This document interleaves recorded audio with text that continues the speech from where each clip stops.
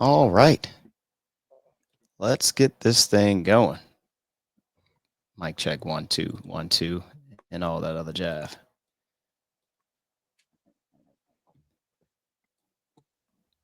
All right. You're listening to the Hot Seed Podcast.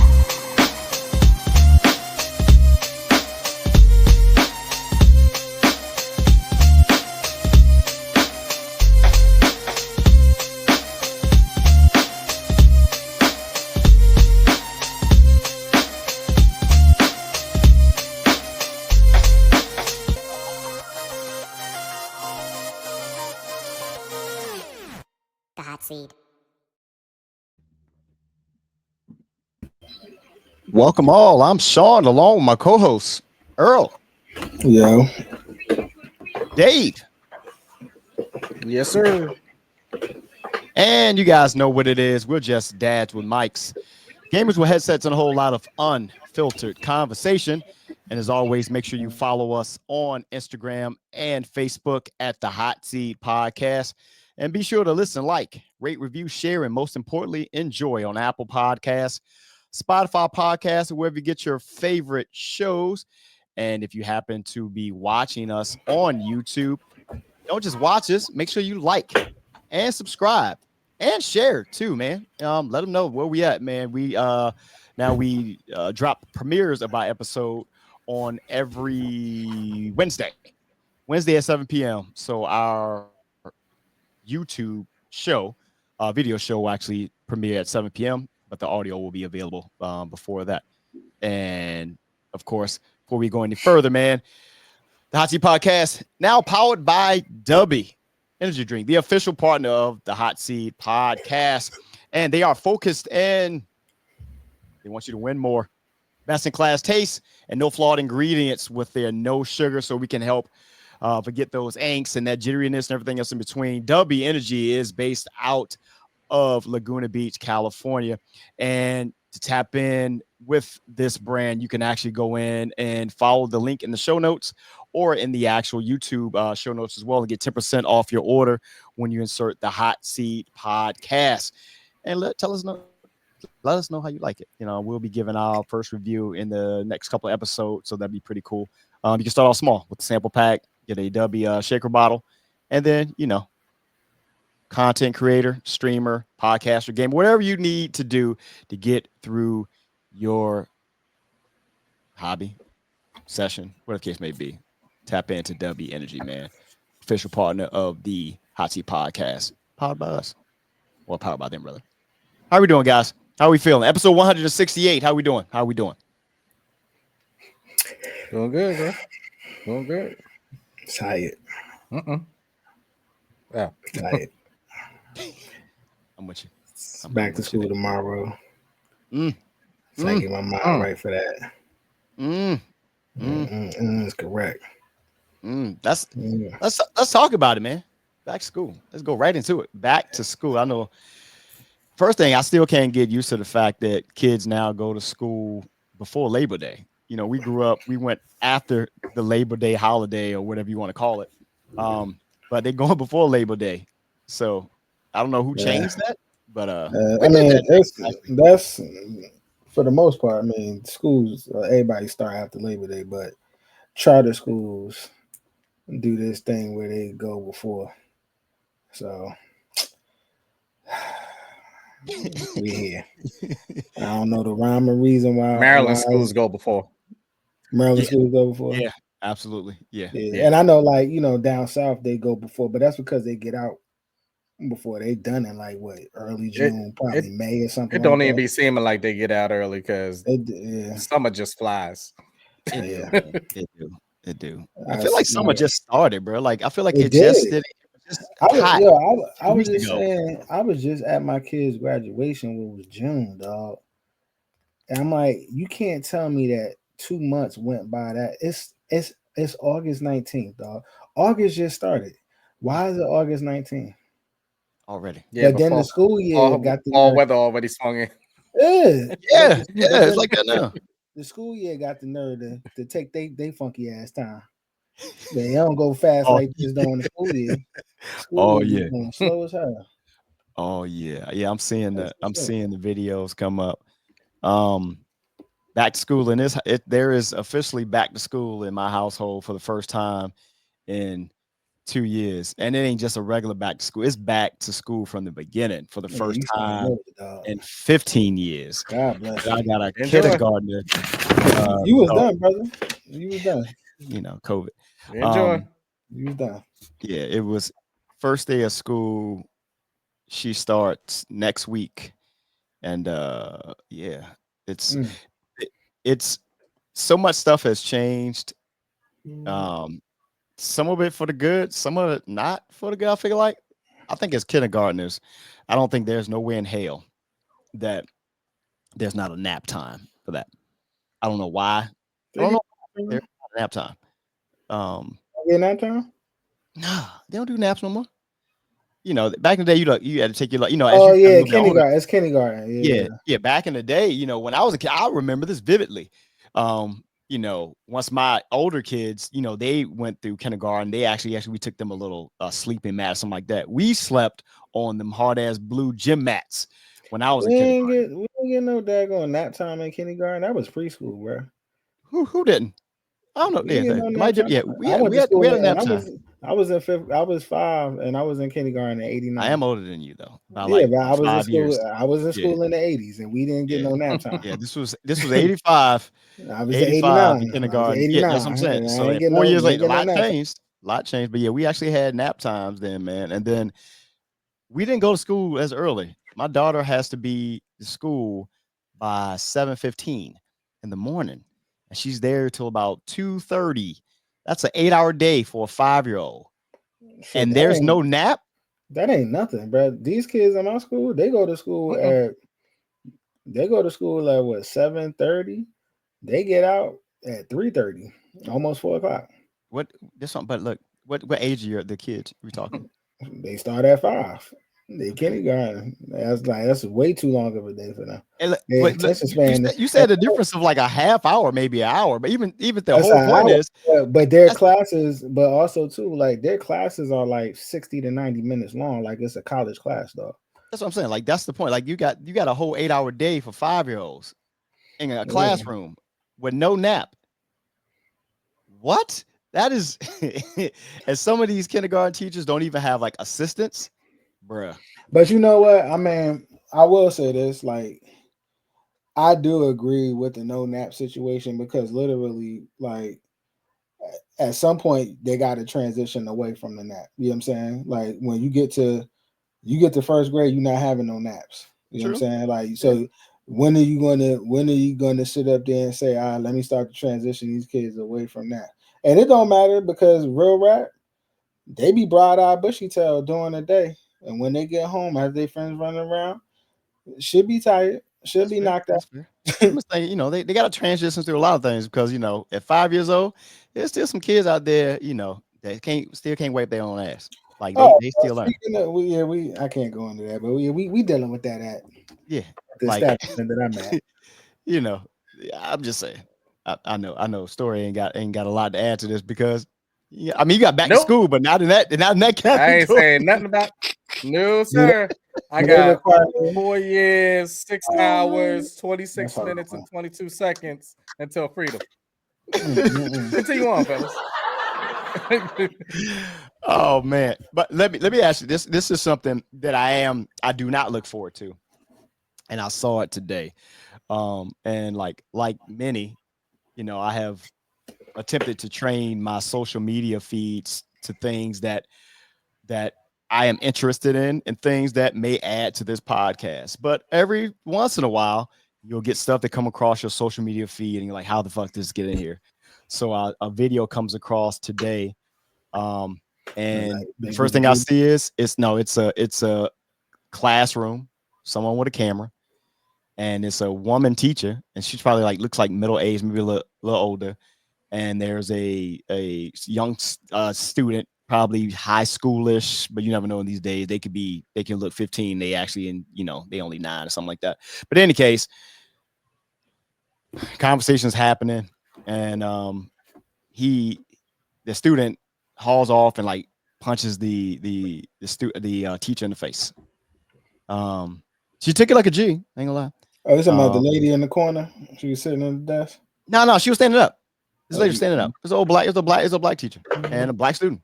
But and it made me think, like, at what point do we get to the point that this was okay? And I mean, if you want to go down memory lane, think about your teacher that probably put the fear of God in you. If you have a story like that, because I got a few. I remember Mr. Harrison like yesterday. If these type of students were back when you were in school with that teacher that you didn't want to go to his or her classroom because of, XYZ. Either one of you is fine. I thought Earl was about to say something. Oh, he looked like, he was. For me, he did look like he was like, oh, yeah, he did. I was like, okay, I want to see what he's talking about. As far as it changing, I'm trying to think of a time period specifically when that happened. Yeah. It probably happened around the same time of, just being honest, a lot of parents not being involved in the school. True. True. A lot of things today, they use the school as like daycare, and they're at work. And these kids get home today and the parents still ain't there. And it's just is what it is. And they're doing their homework if they're doing that, and they have dinner or whatever to the side and they eat it, and the parents are coming in and they're going to sleep. And the whole day is gone. And that's the society that we grow up in now. The fear of God that got put into me as a student back then was my third grade teacher, Mrs. Way. And you heard it correctly, Mrs. Way. Because Mrs. Way was real good friends with my mom. And Mrs. Way, one day when I was acting up in class, because I thought I was the shit. When I was acting up in class, she said, okay, all right, well, I'll see you. That's how she did. It wasn't even like no yelling in the class. I'll see you.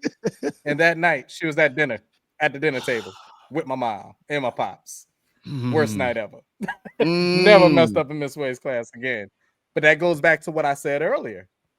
My mom was like PTA president. She was involved in school 24/7, whether she was president or not. You know what I mean? Like, all these things were going on. Everybody's parents knew each other. You weren't just sending them over to a stranger's house. It was like that type of society and neighborhood type of thing that we had back then. We spoke about it before. I mean, these kids don't even go outside. Yeah. A lot of them don't even do that at all.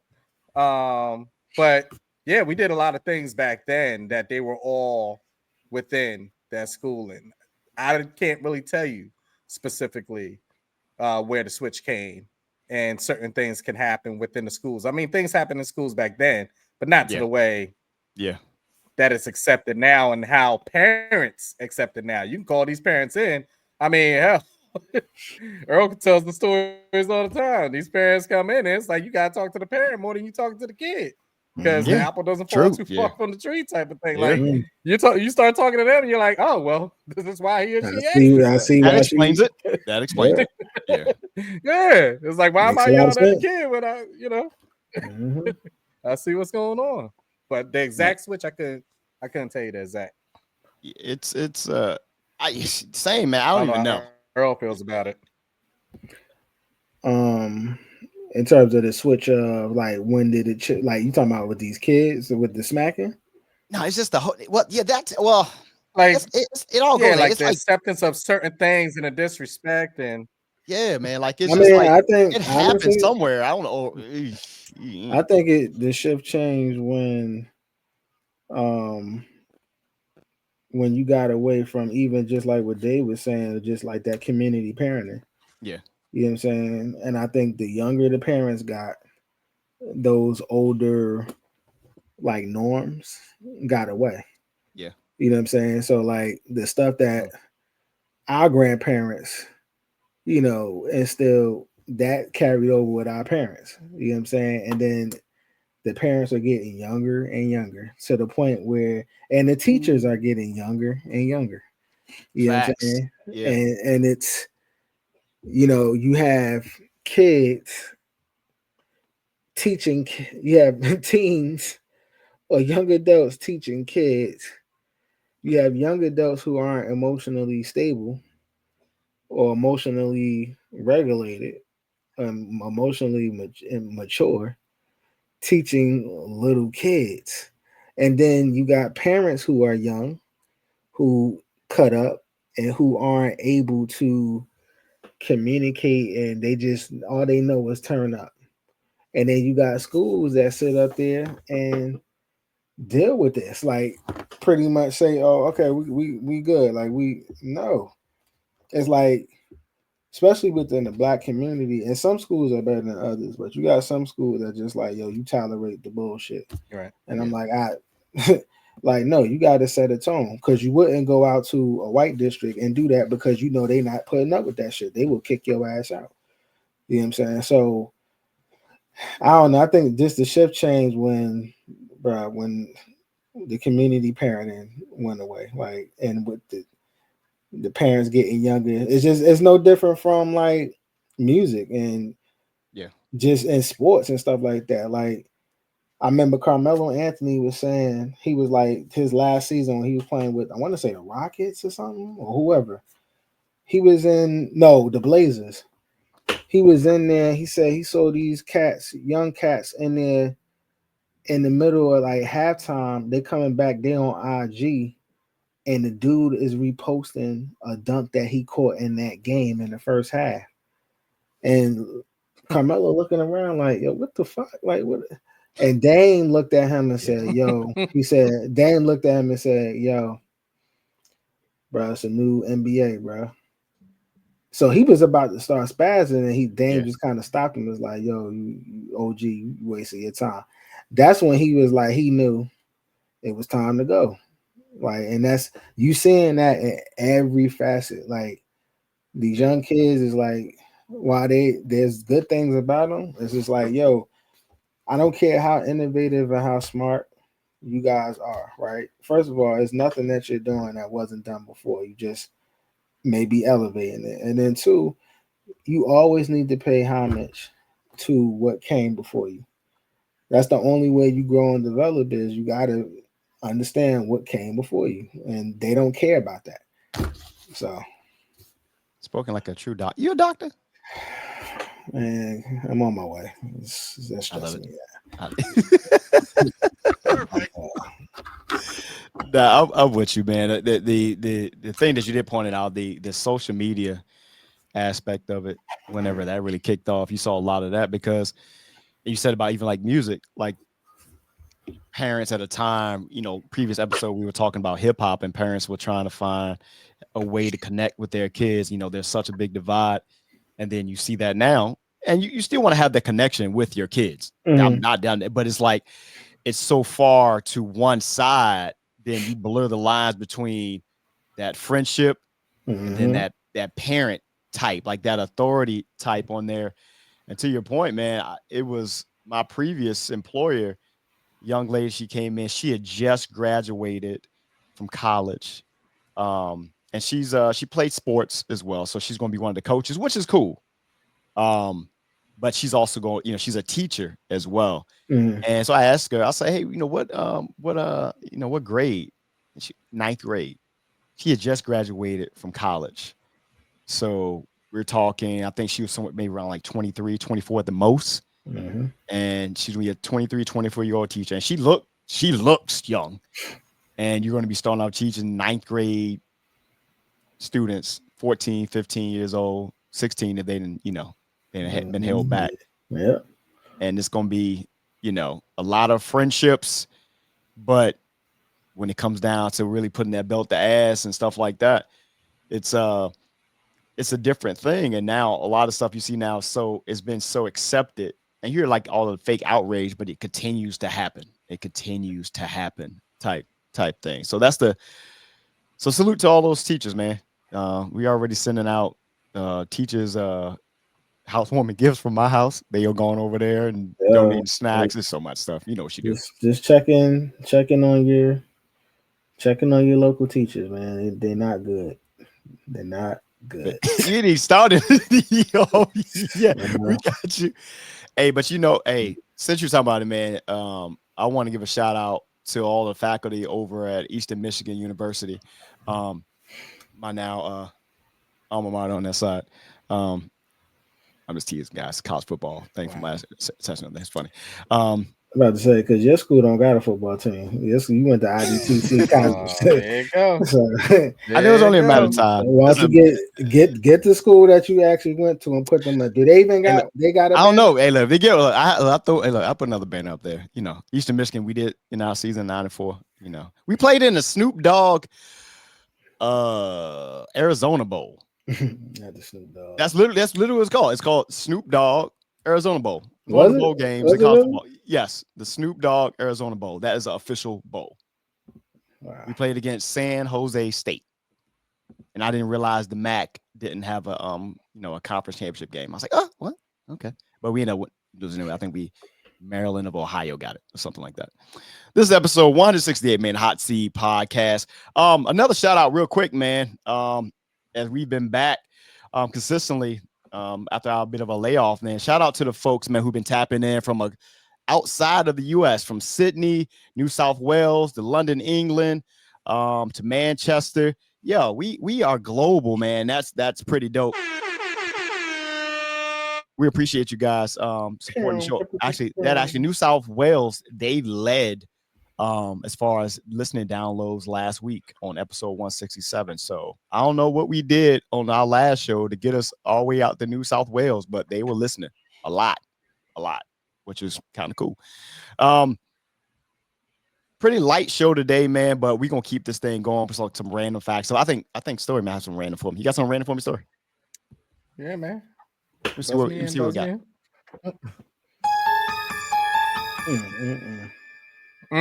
Not even October yet. All right, so one of my first weird but interesting celebrity facts. Did y'all know that MLK Jr. paid the hospital bill for Julia Roberts' birth? I heard, yes. Did y'all know that? Yeah, I heard that. What? Okay. Really? So do you know how it happened? Nah. Okay. So Julia Roberts was born October 28th, 1967. They were family friends with Martin Luther King Jr. and Coretta Scott King. That's right. And then they had the bread of the birth because the mother didn't have the bread for the birth, which we all know, whether it's 1970 or 2025. Yeah, it's expensive. It's hell yeah. But the way it also came about was they were already close friends, family wise, and the kids, the King's family kids, enrolled their children into the acting school that Julia Roberts' parents were running. Pretty interesting. And this is a quote right here. One day, Coretta Scott King called my mother, this is Julia Roberts talking, and asked if her kids could be part of a school because they were having a hard time finding a place that will accept her kids. And the Roberts family took the kids into the acting school. Interesting fact. Nice. Okay. By the way, side note, another interesting fact about MLK, he was a huge Star Trek fan. So much so. Love it. Yeah, so much so that if you remember, and I don't want to start any rumors, I know the whole rumor thing, but so much so that he convinced the actress Nichelle Nichols, the black lady on there, to stay with playing the character within Star Trek because she was about to leave for Broadway.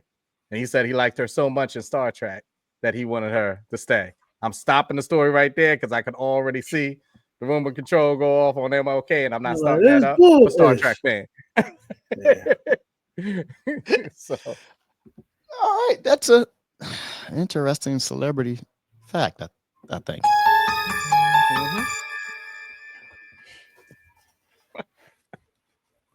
How do you know where to go from that?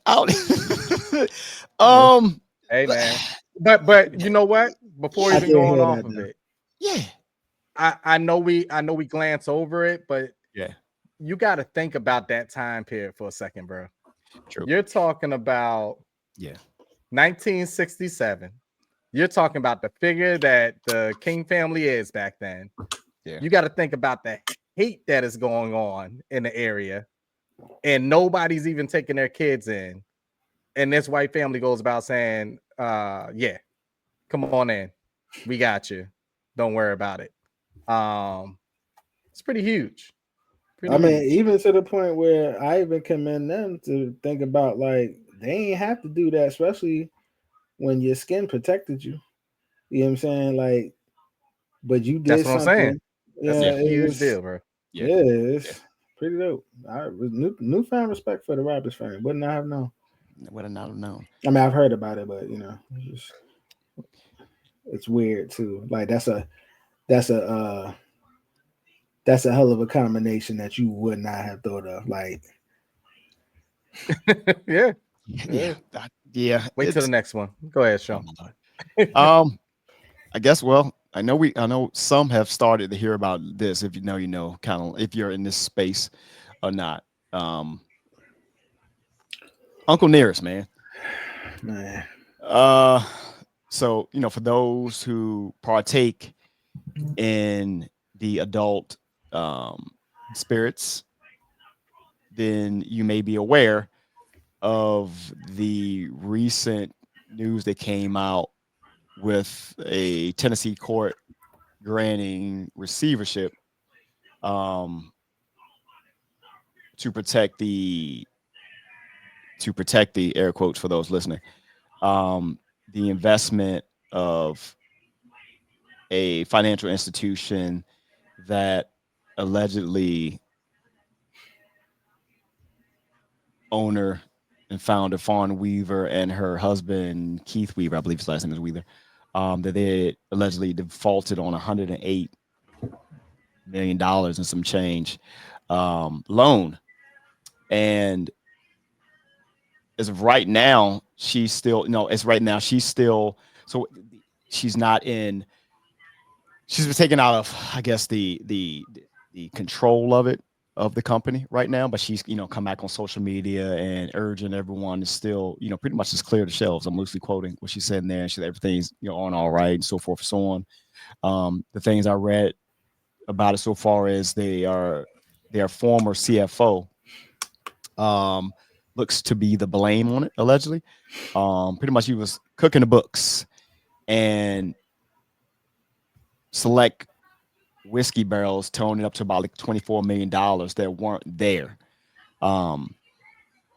And they haven't defaulted on those loans, which I'm still trying to figure this part out, because the last thing I saw that Uncle Nearest was valued, and I know these terms are out there, what they say is valued at based off of what it's actually worth. It's a whole big thing. You have to get into that with one of the financial folks, but it was valued at what, $1 billion? So it was surprising to me when I saw that this alleged default on this loan happened. What was more interesting, and this actually was founded back in 2017. What was interesting that I found about this, and then I'm gonna hand it over to you guys, because on one side, folks may be like, hey, you need to know what's going on with your money, so forth and so on. And then you have the other side, is like, hey, once again, you got a black entity that's being torn down. But this is a story that's part of this that made me raise my eyebrow to how this may eventually go. I don't know. And this is actually from the Vineyard Gazette. All right. Dated August 18th. So Edgerton Town Home, subject of high profile whiskey lawsuit. So it says an Edgertown home is embroiled in a lawsuit where a whiskey brand is accused of defaulting on more than $100 million in loans. A judge in an Eastern Tennessee federal court last week ruled that the Uncle Nearest whiskey brand, which has grown rapidly since founded in 2017, will be overseen by a court-appointed receiver after its creditors sued over the lack of loan repayments. The brand is well known on the Vineyard after a limited liability company associated with Uncle Nearest purchased a home on Edgerton West Tisbury Road in 2023. And the 2-acre property became the host of several promotional parties for the brand's line of spirits. At the time, the parties had riled up neighbors and spurred bylaws that put limits on large events.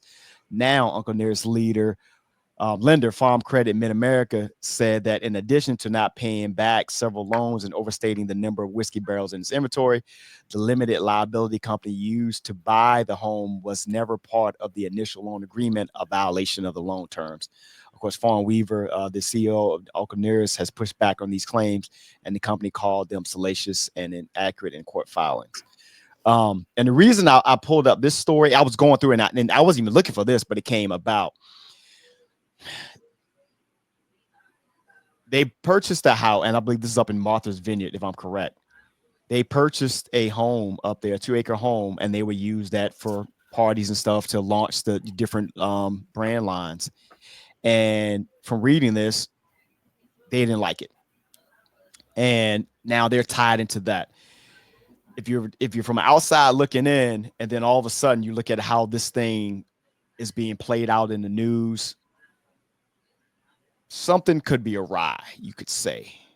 And also considering a lot of other things that have been happening with the new administration, stuff like that, and you having Fawn Weaver, who's a black woman and who has the fastest growing whiskey company in history, one could argue that something could be awry. What you got from this? I know we're still getting, this thing is a fluid story that's happening. We only have what surface stuff is, but what do you guys got take on this, man? I mean, you know, when I heard that news, I was utterly hurt because y'all know that's my that's my jam. Yeah. You know what I'm saying? And you get excited when, I know for me, I get excited when black brands are winning. Right. You know what I'm saying? And they're good. Yeah. You know what I'm saying? And even when not just the product, but like the business is good. You know, this sister was just inducted into Delta Sigma Theta. You know, I'm like, yo, she's getting acclaim. Like, her product is great. Like, it's everything was good. And then it's just like, man, now all of a sudden it's like, shit, like, how did we get here?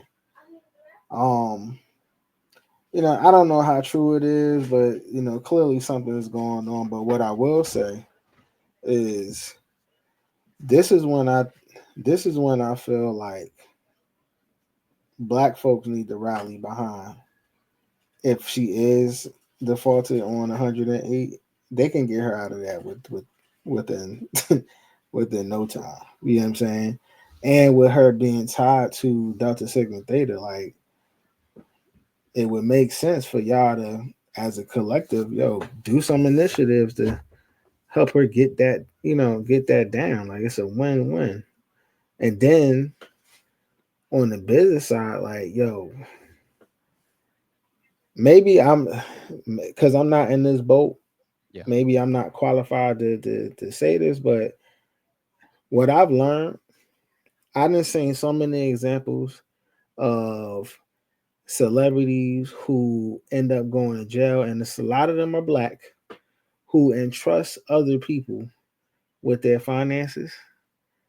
And I feel like, and I always say, as much as we deal with our day to day, like, I look at my freaking bank account a couple times a day just because I'm so trauma based. Because I remember I've had times when my junk had been in the negative because somebody got, had some fraudulent stuff happening. So yeah, I'm in the habit of checking. So I'm like, if I keep that same mentality and I pay all my bills, I don't care how much money I ever make, I would never give anybody full reign, and me not having, like, I would have to designate a couple hours a week to sit down and be like, no, let me see the receipt. Because you ain't never going to get that type of, what's the word I'm looking for? Trust. Yeah. You know what I'm saying? And me from anybody that's dealing with my money to be like, oh, yeah, here's my account. You have access to that. Just pay these taxes. Absolutely not. Absolutely not. So I urge more of these celebrities, and I know it's hard, but I'm like, yo, your freedom and your livelihood is at stake. I urge y'all to be more involved and up to date of what's going on. Like, keep tabs, meet with your have them send you paperwork, even if you're not paying it your physical self. You need to have updates and know what the heck is going on. So if you do catch something and you're about a month or so behind, that's an easier fix than to come back and say, oh, you ain't paid your taxes in about 7 years. Yeah. You know what I mean? So what you got there? There's a couple things here. Number one, the sad part about this is if you know the story of the whole Uncle Nearest brand, and how certain things were stolen, it feels like it's being stolen back. So that's the crazy part about it. Number two is something that I said on the show a couple of times. One of the most famous things that 50 Cent had mentioned was, I got an accountant, and I got an accountant for my accountant. mm-hmm. Then I got an accountant for my accountant's accountant. Mm-hmm. And then all that goes through to get back to me to count the money, mm-hmm. and counts different things that are going on. Mm-hmm. And he has a lot of things going on. And I'm not going to say that you're going to be able to cross every T and dot every I. You're just not. If somebody's really after you, they're going to figure out a way in certain sense. Yeah. But the thing about this lawsuit, at least from what I'm seeing, is the fact that this didn't just pop up and, all of a sudden they're coming after this. Yeah. This is after multiple attempts of multiple times missing and false stating things, and then using the money in a way that it wasn't supposed to be used and things like that. They have a case if those things are broken down in that way, and if they didn't understand the loan completely. And I know that we're talking about like 100 or 108 million. It's not as easy as that. Once you break a loan agreement, they're not coming for 108 million. Yeah, they coming for. You get what I'm saying? They know your future business. Losses They know your worth. That. Yeah, they know that you're $1 billion company. Right. So I'm not coming for that. It's like when someone sues for something that is easily $50,000 and they got 5 million on your head. Yeah. Like they're easily doing that for a reason. So it's not as simple as just wiping out the debt sometimes. So you got to really read the terms in that contract. But it's not the first time of something being brought, at least if it's close by when I'm hearing the home part, because a lot of wineries do it this way. They have their vineyard and then they buy a place next to it so they can bring in people, feed them, give them the drinks, things like that. So it's not the first time for that. So I'm wondering how honestly that loan was broken down, that it excluded certain things like that, and how long it took for them to catch that the money was used that way, because it's not that hard to really. So here's the thing. Here's another thing from it. So they actually, according to the report, so Uncle Nearest, they did acknowledge that it did inflate the size of its barrel inventory. Okay. When they attempted to extend the credit, but allegedly there was blame on their former chief financial officer who had been terminated by the company. Here's the other part to now, this is going on, and to your part, to the stolen part, I'm gonna stick with that, because with the court going in and being able to grant a court appointed receivership, they're still asking for Fawn Weaver and her team to still market the brand so it doesn't damage the value of the receivership.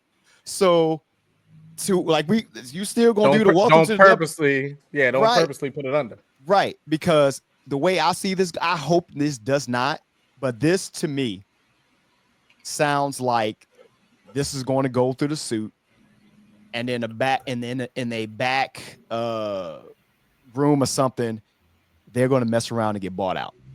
This is what this is sound like is going to happen, because it's going to be like, because if they acknowledge that, yes, after looking over the paperwork, that we saw that Mike, whatever his name was, their former CFO, allegedly, if he cooked the books and then they were aware of it, then they terminated him. They're going to look at them like, yes, we know you didn't do it, but he reports to you. And I feel like that this may come down to him, like, you know what?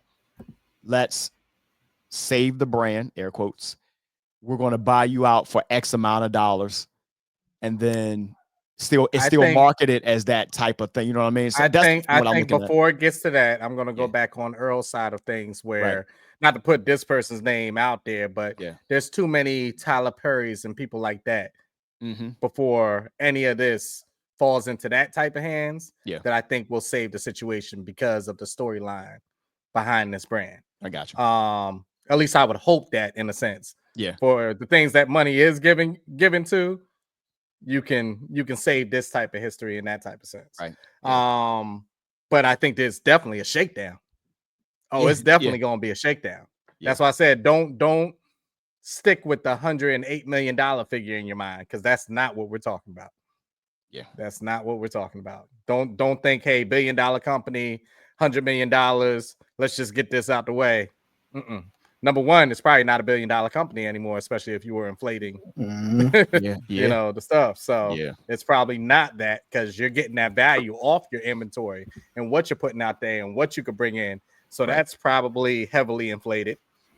And then just the fact of, they're the owners, but they definitely have people that are investors. Yeah. And when you get news like this, are they there? Right. You know, so those are some of the things that that you gotta look at, especially when something is growing this big. I'll give you an example of something, of something that I wish I would have got in when I was thinking about. I still may get in because I do have the opportunity. But there's different wine brands out there, and you know, we love wine and things like that. That I had an opportunity of buying in at an early point, and just exactly at the time I didn't do it. But you know, say I invested in something like this, came up. You think I feel comfortable keeping my money in there, not knowing if at one point this thing is about to go under with my money being involved in it? So that's going to be the flip side of it. Whether they keep it or not, who is still sticking around, and what are they going to do? So it's tough, man. But I go back to my original statement. The saddest part about this is, from whence we came to where we're at, it's a crazy situation because it's thievery. All the way around, the whole story. It sucks, man. Hopefully this ends on a a solid note, because we don't need no more bad news. Let's just move on to our next topic, man.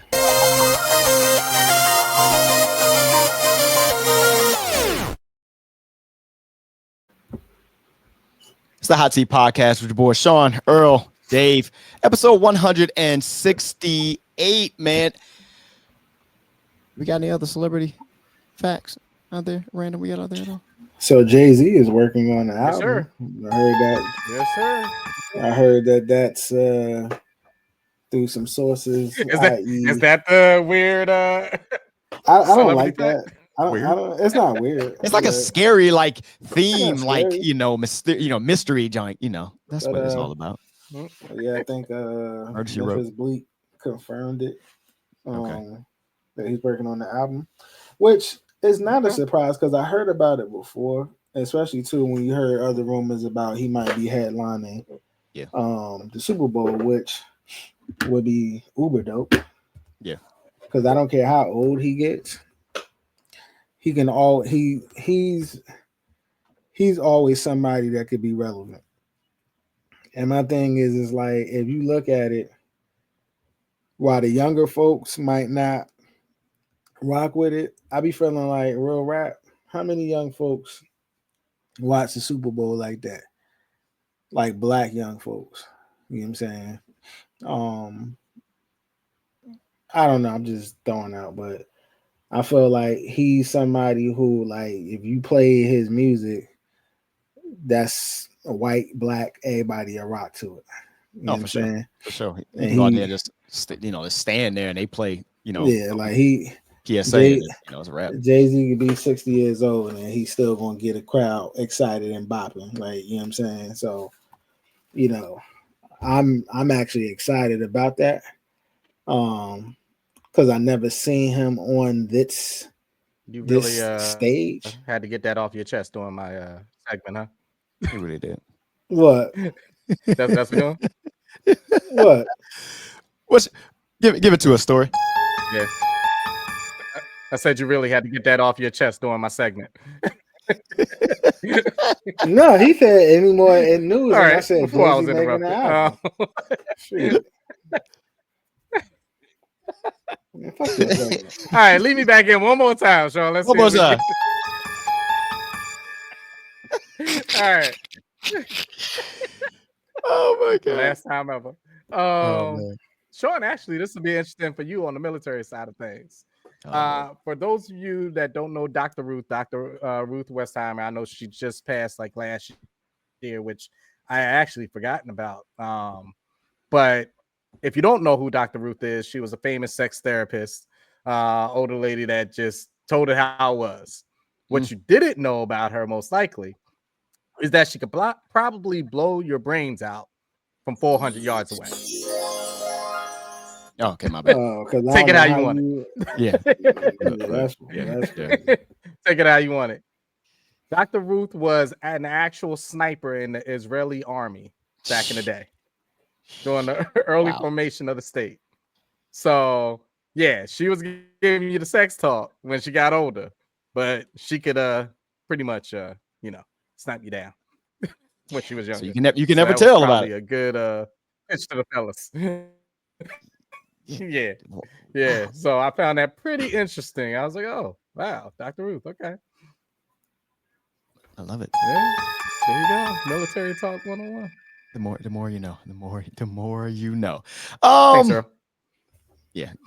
You're awesome, man. Let's get into some video games, man. Of course, this is what this podcast is about. But let's really get into some video games because we got an event that's happening right now over the next 4 days. So let's go ahead and talk about it a little bit, I guess. Yeah.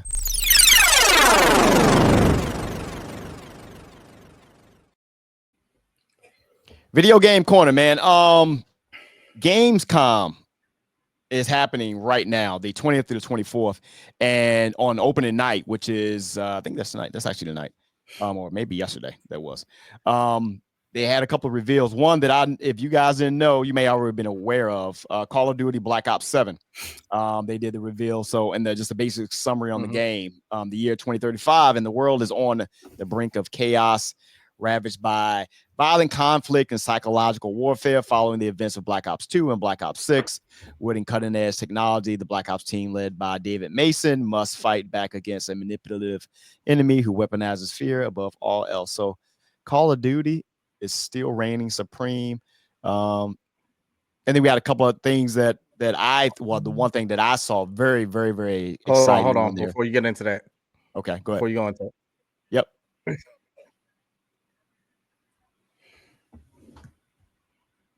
Now I was just catching it on the Call of Duty side. So on the Call of Duty comes out November 14th, but the beta early release is October 2nd through the 5th. So that's something for you. I'm with it, Earl. You got anything? I know. I don't need no snarky takes, but you got any takes on the new Call? Did you know? I have nothing. No. Okay. I ain't got nothing. You always got something smart to say, buddy.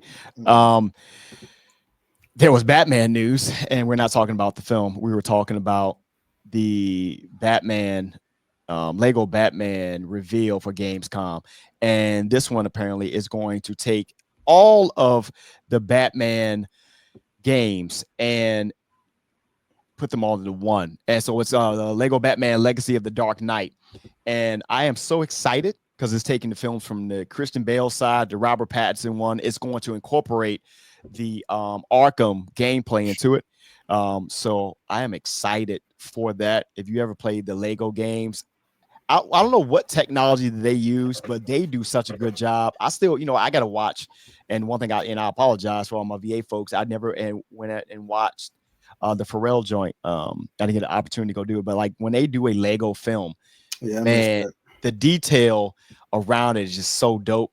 And it was one thing to see it in the game and now in the film, but yeah, it's I'm excited, man. They got all the couple of games in there. I know they got a Ninja Gaiden 4 trailer to drop, a new Resident Evil Requiem, a bunch of games, man, is dropping. I know a lot of this stuff has moved away from what was it? The E3 is no longer around.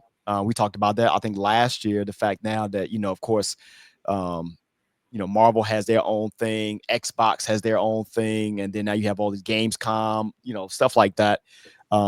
Even Comic-Con isn't as big as it used to be because now all of these smaller events, a little bit more unique, a little bit more intimate, but it allows them to put a lot of their stuff out. Of course, in this day and age, a lot of stuff they can do for a smaller amount. Have either one of you guys been following Gamescom at all? Mm-mm. I know Dave has. Maybe a little bit. I don't know. This is the one it's in Everything New York? paused on my side. Okay, got you. No, this Gamescom, this is actually the one that's in San Diego. No, this is the one that's actually in the UK, if I'm correct. I might be right. There's one. Let me see. This is actually, if I'm correct, and I think it's actually in the UK. If I'm, somebody who listens to the pod is going to be like, "You're wrong, buddy. You're right. You might be right, but I'm pretty sure that's the one that's in the UK. Yeah, it is in the UK. Who's killing them in the UK? So, Lars, a lot of, gaming is still a big part of the social backbone. A lot of folks there, as we get older, we game a little differently now. So we're not, all of the days of have the Nintendo Power magazine, and then like the Game Informer actually came back with their digital magazine, stuff like that. But it's still there. There's still a ginormous pocket of gamers out there. The world is a lot bigger than when we actually believe it to be. Since we're talking about some gaming now, we want to check in on Madden 26. We're in our franchise, folks. Actually, Earl and I actually have a game coming up right now. We did a fantasy draft, which took us forever, so much so that Earl actually tapped out around the 50th pick, maybe the 49th, 40 something, something like that. I ain't make it. Thank you for giving me that credit, but I ain't make it that far. Yeah, fantasy draft. So Man. we all picked the AFC West team, and outside of, I know me and Earl's teams, he's with the Chiefs. I have the Raiders. We're both sitting at 500 at 3-3, and Dave's sitting with the Chargers at 5-1. I think maybe 5-2, 5-1, one of them two. Is he? Yeah, I know he's top of the division. I think it's about only 5-1. one loss. Don't give me another. Yeah, it's. I will say the first today. Did you guys do the cut scene? San Diego. So what? What did you guys do the cut scene where it's like week 7 they were talking about like game planning and you had to pick like the right like response to what your coordinator was saying, and then the result of it, either you had your approval rating went up with your staff, went down based on what their suggestion was. I don't think y'all done that yet then. Mm-mm. Yeah, so yeah, you should be getting now, because I just played my game this morning. And then it came up. I was like, all right, it's cool. Now that I'm dealing with, I think Dave dropped out, so he'll be back in a second because everything just froze up on him. I know I had to, for a second, find another quarterback because my starting quarterback, that being one Jordan Love, he's out for 6 weeks with a knee injury. So my backup is Trevor Lance. And I was only carrying 2 quarterbacks, so I ended up having to grab a third string quarterback. And man, I'm going through all of the free agent rosters just to add somebody because I ain't trying to add extra money to it. So we're gonna see. But that also lets me know that we are going to be probably drafting another quarterback because it looks like somebody's real life injury stuff is carrying over. It's carrying over. Yeah. I sent it to Dave. He was like, "Yo, that's way too real." I'm like, "Yes." I don't even know why. See, I didn't even get him because of stuff like that. I tried to stay away from injury-prone Negroes. Yeah. I was like, "Dear Lord," it's like 6 weeks out with the thing. I was like, "Man, that's just what we're gonna do." College football 26. How did our season end, Earl? I was under 500. I Yeah, was I under 500. saw you But fired your OC. I saw that. I was looking at the staff moves, and I was like, "Oh, he fired his offensive coordinator." my OC and my DC. I mean, the only good thing, like, I'm still in good standings. Okay. Because like last year they went 3 and something. So I think Gotcha. I won 5 games this year. So Damn, that was for Auburn. Jesus Christ. yeah, it's kind of reminding me, but this kind of reminds me of Dion. Like when he came into that first year at I Colorado. say, who are you talking to? Where are you going? I was like, who is he I'm like, talking what to? is he doing? I zoned out for a second. Oh my He god. came into that first year. That first year at Colorado, and when they was under 500, but he had already surpassed what was done the year before that, so, and then you saw what happened this year. This year he ended up going to a bowl game and then ended up, losing, but he produced damn near 8 to 10 freaking NFL players. He did, man. I didn't realize there was so many. The ones that didn't get named, it was about you're right, about 8 to 10 Colorado players, man. If you want to count, because he had 2 from last year. Yeah, true. He had Weaver, and then he had the other boy from that played at Carolina. He's like a linebacker or something, or an end. So, if anything, what you can say is he in 2 years he got over 10 kids in the NFL. Fair. On the other side, how's Michigan doing in college football? Mr. 99 overall in every category. Just saying. Well, sometimes you just gotta make it do what it do.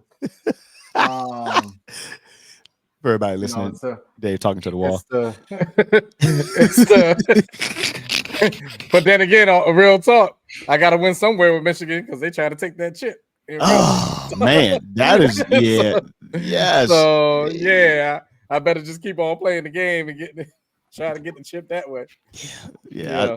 That's a whole different story. We'll talk about that on Football Talk. Which guys will be coming towards you soon, man. We're only a couple of weeks out from our initial Football Talk episode Sunday. I think we said 8:30, something like that. It's gonna be early kickoff for us this year.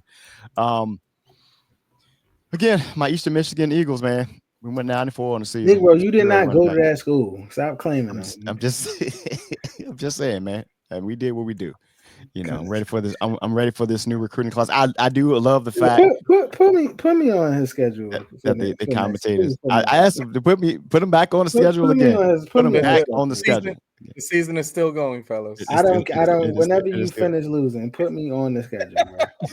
You're not going to win. Yeah, so put me back on the schedule. I can't even talk shit because when you play those moments, you don't know what the hell going on. You really don't. You get that game and you down 21-0. So you really don't. Yeah, you really don't. But it was cool, man. It's been cool so far, man. Let's get. I'm really stricken nerve, Earl, on this one, but I'm sorry because you got your first win in like 3 seasons, bro. Between two games. See how they treat you? Between two different NCAAs, because you ain't beat me in the last NCAA. See how they treat you, man. See how they treat you when you're down. We buying you up, freaking fans and shit. When you're up now, claiming the school when good and well you went to IDTC college. When you get a shirt next. Yep. I'm gonna be up here with a jersey. You be mad as shit. Yeah, jersey. That joke gonna say Hines on the back. That would infuriate me.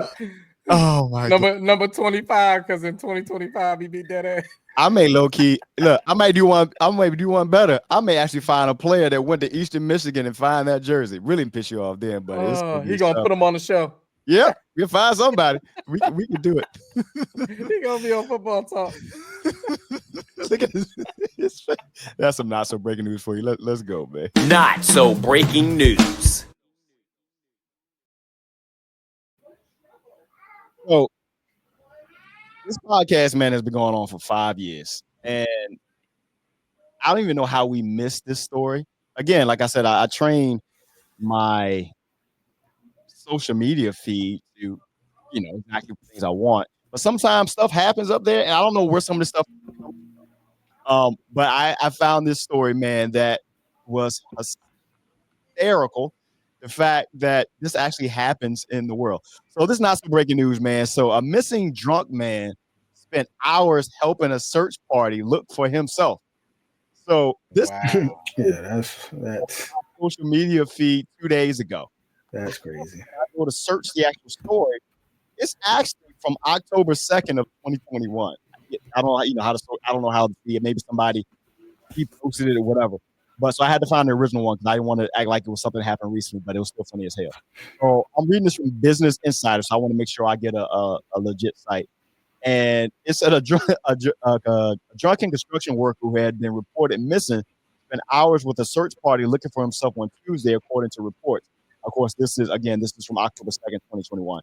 It said relatives Behan Matthew, 50, reportedly became concerned when he didn't return home after a night drinking with his friends in Inigal in Turkey's Bursa province, the Times reported. His wife was unable to reach him on his cell phone, and officials were advised that his friends lost him after he wandered off into the forest. The Turkish news outlet Daily Sabah said. It said a search party was sent for. Matulu joined the volunteers in looking through the woods, according to the Times. During the hours-long search in the dark of the night, a potential rescuer shouted Matulu's name. It was then that he realized that the search party was looking for him and, quote, "Who are we looking for? I'm here," he reportedly said. So speaking to Daily Sabah, Matulu said there were really no need for my friends to report him as missing. He said, basically, I'm paying for my friends' mistakes. What happens is all like a joke. What was he drinking? I don't even know, bro. But he was the fact that he joined the search party and ain't nobody really. I know how it's they dark. didn't realize who they were looking for though. Like, how do you spot who you're looking for if you don't know what he's looking for? He said hours. He was walking with him for hours. Somebody called his name. It was like, hey, it's like us walking by each other. Hey, Sean. Hey, what's up? You turn around, look, Negro, we've been looking there for you. Like, you know what? You know what this is? I know this happened in real life, guys. In Vegas, we're in Vegas, and this is my bachelor's weekend in this club.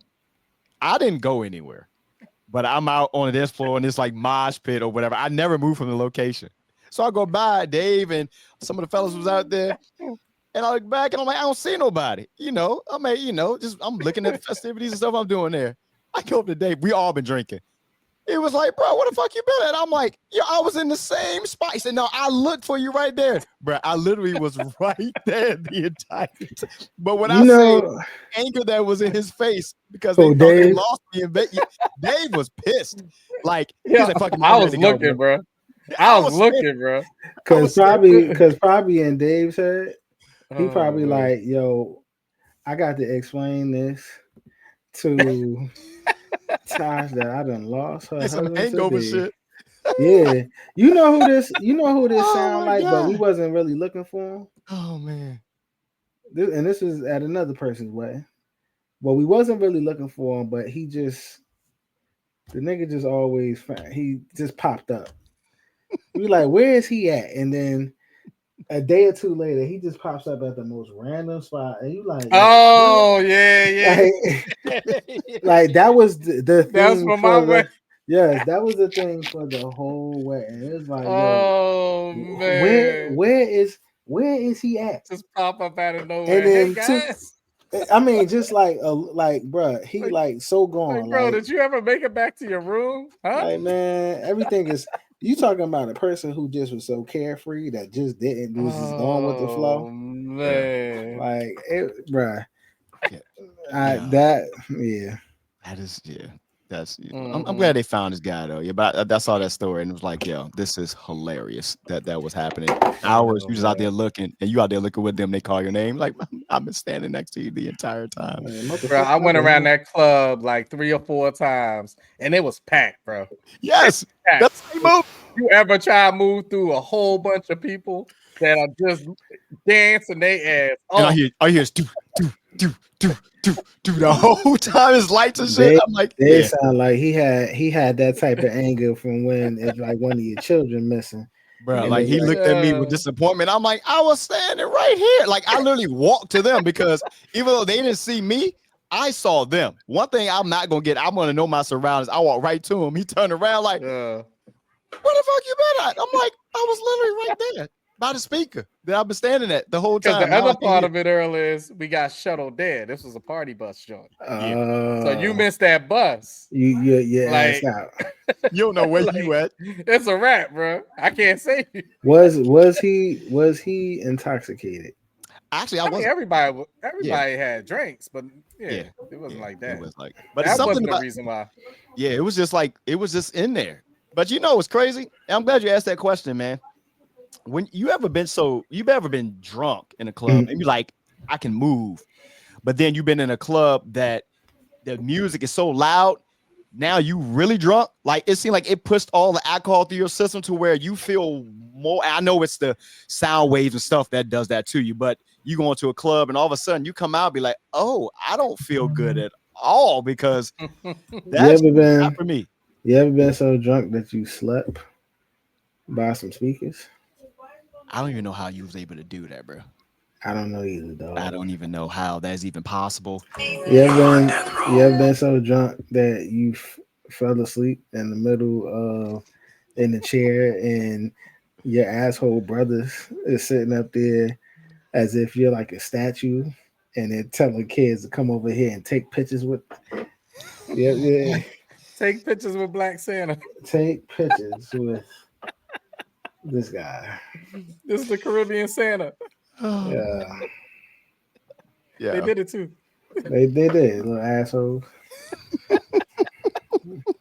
I'm like, where was their parents? Why was they allowing y'all to talk to these strangers? These Negro parents strangers over there taking pictures too. It's horrible, yo. So they ain't shit either. Hey, look, you know what helps when you're drunk and get you back on your feet. Dubby Energy, bro. 10% off your first order, man, or any of your orders when you insert the Hot Seat Podcast at checkout.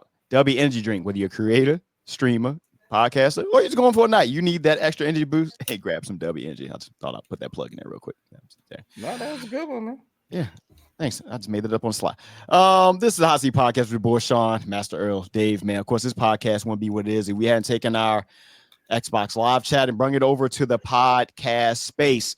Yes, we are actively indulged and engraved into our video game, hijinks.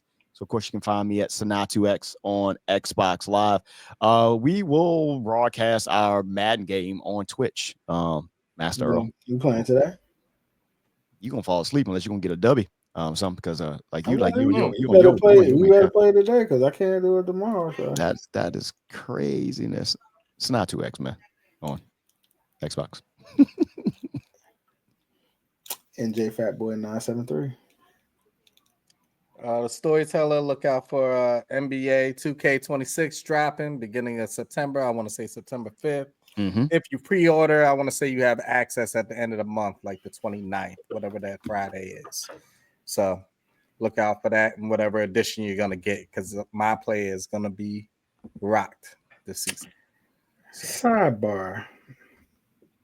I tried something today that I've been seeing on IG and I was like, let me try it, but I ain't have the right accoutrements. So I don't know if y'all ever seen Big word. Yeah, I don't know if y'all ever seen like people getting watermelons and then they saying, yo, squeeze some lemon over the watermelon because it's supposed to be like a refreshing taste. So I was like, y'all got some lemons. I got a watermelon. I cut it up. Pleasantly surprised. It is very good. Like, it is very good. I urge you guys to cut up some watermelon before we go out of season and get you some lemons and just squeeze it over the watermelon. It's a nice little lime mixture. You know what I mean? Like, it's pleasantly surprising. You know who I bet don't, because that is some of the most non-black people shit I've ever heard. But you know who I bet don't put lemon over their watermelon? Julia Roberts. I bet she don't. Yeah, she might. See, I bring that back full circle. That was a good one. That was a good one. Made that up too. What you got, Story? Did you get your name? That was it. I already gave it. I ain't even heard. You know, because he I went spoke into the about water. 2K. Yeah, he was talking about the lemon watermelon shit. That completely threw They me threw off. it off Man. with that. Yeah, That was man. it. Before I forget, man. Hey, I'm back tomorrow, Wednesday, for Over the Hump. Missed last week because you know, health was like tricked up. It's not cool. Not cool at all. So I'll be back tomorrow at 5-ish. We'll be back there for another Over the Hump. So join me live on Station Head. Let's get out of here, man, because I think that's all we got. Shout out to Jaden Daniels, who did really good in this preseason game, and that's all I got on that part there, I think. Hey, yo, let this be clear, because football season, let me stake my claim real quick. Mm-hmm. Oh, man. I don't give a fuck what nobody say. And I'm not no Cowboys type fan, so when I say what I say, it's coming from a real place. Because I know my team. I've had the pleasure of going and watching every single preseason game. It's only been 2. I went to 1 last week.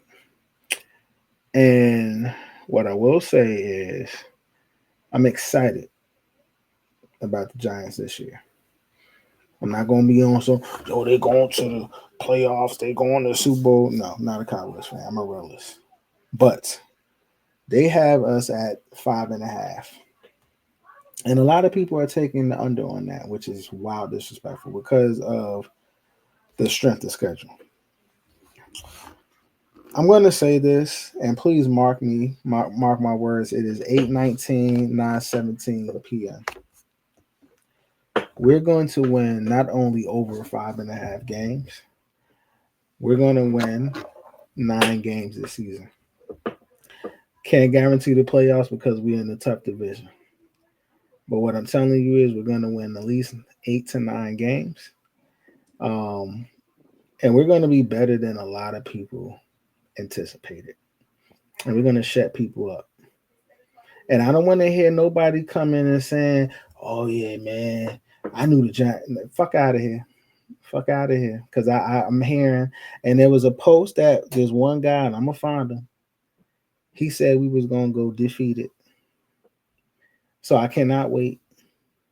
Because respectfully, after this first game, we're going to be 1-0. We're going to be 2-0 going into KC. And KC is going to be our first test. Respectfully. And I said what I said. Mic drop.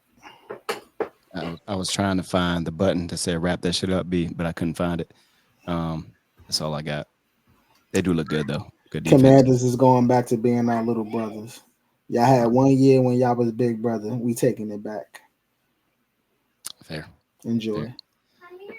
So much so, man. I'm going to end the show without the end credits because I can't find because the Windows update and kicked off my little scroll wheel. I can't even hit the end credits out of here. So, yo, it's you got end credits now too. We always have. Oh my god, it's the hot seat, bro.